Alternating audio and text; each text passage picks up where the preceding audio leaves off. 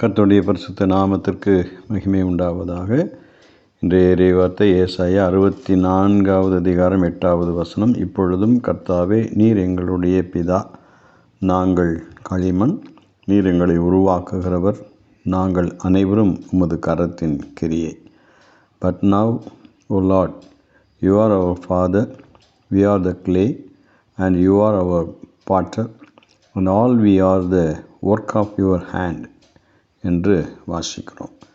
மனிதன் கர்த்தருடைய அற்புதமான படைப்பு என்பதை நாம் அறிந்திருக்கின்ற ஒரு உண்மை.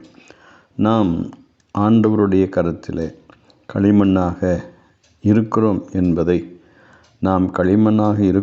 என்பதை நாம் உணர்ந்து நம்மை ஆண்டவருடைய கரத்திலே அர்ப்பணித்து விட்டால் அவர் நம்மை சரியாக உருவாக்குவார், வணைந்து கொள்வார், நம்மை அவர் பயன்படுத்துகின்ற உபயோகமான பாத்திரமாக வணைவார் என்று நாம் இங்கே வாசிக்க முடிகிறது.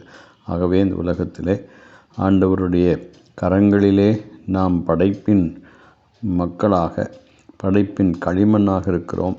நம்மை உருவாக்கி நம்மை இந்த உலகத்தில் வாழ வைத்து நம்மை சீர்படுத்தி நம்முடைய ஆவிக்குரிய நிலையிலெல்லாம் நம்மை உயர்த்தி நடத்துவது அவருடைய மேன்மையான ஒன்று என்பதை நாம் அறிந்து கர்த்தருக்கு நன்றி சொல்ல வேண்டும்.